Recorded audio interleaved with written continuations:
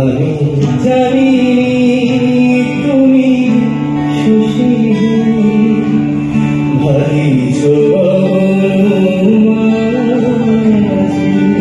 ভুবন ভোলানো হাসি আর মায়া ভরা চোখ দেখে আজও উত্তম কুমারের প্রেমে পড়ে যায় ৮ থেকে ৮০। তিনি আজও রয়ে গিয়েছেন কোটি কোটি বাঙালি সিনেপ্রেমীদের মনে। তিনি আজও বাঙালির ম্যাটিনি আইডল। উত্তম কুমার ছাড়া বাংলা সিনেমার ইতিহাস সম্পন্ন হয় না। মঙ্গলবার এই মহানায়কের জন্মদিন। তার অভিনীত সিনেমা থেকে গানে গানে শ্রদ্ধা জানালেন তার গুণমুগ্ধরা। মহানায়কের প্রতিকৃতিতে মাল্যদান করে অনুষ্ঠানের সূচনা করা হয়। প্রতি বছরের মতো এবছরও মহানায়ককে তার ৯৮তম জন্মদিনের শ্রদ্ধা জানালেন উত্তম কুমার মেমোরিয়াল কালচারাল কমিটির সদস্যরা।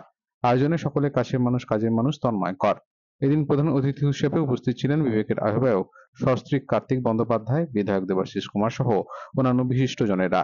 এদিন অনুষ্ঠানের মূল আকর্ষণ ছিল মহানায়ককে নিয়ে আলোচনার আসর, যেখানে উপস্থিত ছিলেন খরাজ মুখার্জিদের মতো প্রথিত যশা শিল্পীরা।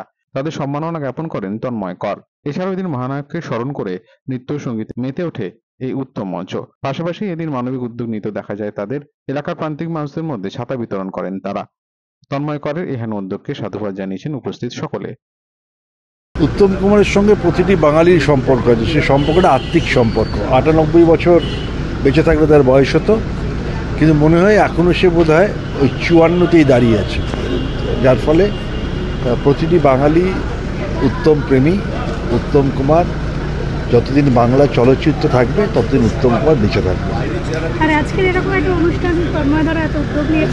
তন্ময়কে আমার অনেক অনেক ধন্যবাদ। প্রতি বছর ওরা খুব একাগ্রতার সঙ্গে, সততার সঙ্গে উত্তম কুমারের জন্ম এবং মৃত্যু দুটো দিনই উত্তম মঞ্চে, যার নামাঙ্কিত মঞ্চে, সেখানে উদযাপন করেন। তার জন্য অনেক অনেক ধন্যবাদ। আমি দর্পচূর্ণ বলে একটা ছবি মুক্তি পেয়েছিল, উজ্জ্বলা সিনেমার প্রথম হয়েছিল, এবং আমি একটা ডবল ডেকার বাসের ওপরে ছিলাম। তো ওপর থেকে উনি গাড়ি থেকে নেমে, সিঁড়ি ছিল, সিঁড়িতে উঠে উনি উল্টো দিকে ফিরে সবাইকে নমস্কার জানালেন, সেই মানে দর্শকদের। সেই ওখানে ওপর থেকে ওনাকে প্রথম দেখা ধুতি পাঞ্জাবি পরে উনি, তো ওটা মানে ভীষণ ভালো লাগার একটা বিষয় আর কি। তারপরেও দুবার দেখা, একবার জীবিত অবস্থায়, একবার মৃত অবস্থায়। মৃত অবস্থায় আমি কেন, আরও অনেকেই দেখেছে, ভবানীপুরের সামনে দিয়ে ল্যান্সন রোডের ওপর দিয়ে গেছেন, তখন দেখেছি। আর জীবিত অবস্থায় আরেকবার, সেটা একটা ছবি করতে গিয়েছিলেন, তখন স্টুডিও পাড়ায় ঢোকা যেত না, হুম করে চাইলেই ঢোকা যেত না। শুধু ওই বাবার কারণেই একবার শুধুমাত্র ঢুকেছিলাম, ২ পৃথিবী ছবি। সেই ২ পৃথিবী ছবিতে ওনার একটা সিকোয়েন্স ছিল, সেই সময় একবার গিয়েছিলাম। উনি শুধু আমার পিঠে একবার হাত থেকে বলছেন, দেখি বাবা তুমি সরো তো, এই বললেন ওখানে বসো, বসলাম। এই কী বল, মহানায়ক উত্তম কুমারের জন্মদিন, মহানায়ক উত্তম কুমারকে নিয়ে আমাদের প্রোগ্রাম অনুষ্ঠান, সেই মহানায়কই আমাদের শক্তি জোগায়। আর এই জন্মদিনটা তো আর রোজ হবে না, এই জন্মদিনটার আজকে একটা স্পেসিফিক ডেট আছে। প্রত্যেকে, আমারও জন্মদিনের একটা স্পেসিফিক, তোমারও জন্মদিনের একটা স্পেসিফিক ডেট আছে। সুতরাং জন্মদিনে আমরা পালন করি, এত বছর ধরে করে আসছি। 2020, 2021 এই যে করোনার সময়, তখনও কিন্তু আমাদের কোনো কিছুতেই বাধা পড়েনি। মানে বাধা তো ছিল, প্রাণ সংশয় ছিল, তবুও আমরা জন্মদিনটা পালন করেছি, মৃত্যুদিনটাকে আমরা শ্রদ্ধাঞ্জলি জ্ঞাপন করেছি। তো এইগুলো আমাদের কাছে কোনো বাধা নয়। আজকে মানবিক প্রয়াসেও আপনারা শামিল হলেন, একদম শেষ পর্যায়ে সেটা দেখলাম, একটু যদি বলেন আমাদের দর্শকদের। হ্যাঁ, মানবিক প্রয়াস মানে আমরা কিন্তু এটা সারা বছর করি।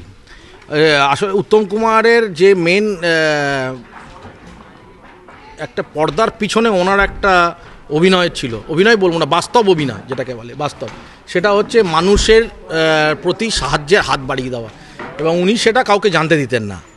তা আমরা যদি উত্তম কুমারের সংগঠন হয়, Uttam Kumar Memorial cultural committee আমাদের, তা উত্তম কুমারের সংগঠন হয়, উত্তম কুমারের আসল কাজটা করবো না, এটা তো হয় না।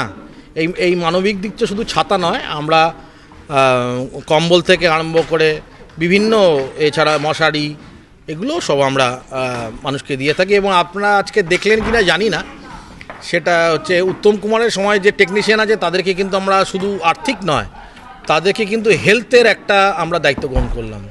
ভীষণই ভালো, আমি বরাবরই এই উদ্যোগের সাথে সামিল হই, এবং এবারে একটু অন্যরকমভাবে প্ল্যান করা হয়েছিল। এখানে বেস্ট সিঙ্গার, অ্যাক্টর, এনাদেরকে সম্মান জানানো হয়েছে। এই মঞ্চ থেকে মহানায়ক সম্মানে ভূষিত করা হয়েছে, উত্তম কুমারের শিরোনামযুক্ত সম্মান জানানো হয়েছে, সেই অ্যাওয়ার্ড দেওয়া হয়েছে। সেটা একটা ভীষণ বড় প্রাপ্তি যারা পেয়েছেন, এবং আমাদের কাছে খুব আনন্দের যে Uttam Kumar Memorial cultural committee এরকম একটা ভাবনা চিন্তা করেছেন, এবং আমাদের ভাবনা চিন্তাটাও আমরা যেভাবে মিউজিক্যালি ভেবেছিলাম যে জেনারেলি আমরা প্রচুর মিউজিশিয়ানসদের সাথে ওনার গানকে প্রেজেন্ট করে থাকি, কিন্তু আজকে শুধুমাত্র একটি গিটার এবং আমাদের গলা, এই ছিল ইনস্ট্রুমেন্ট।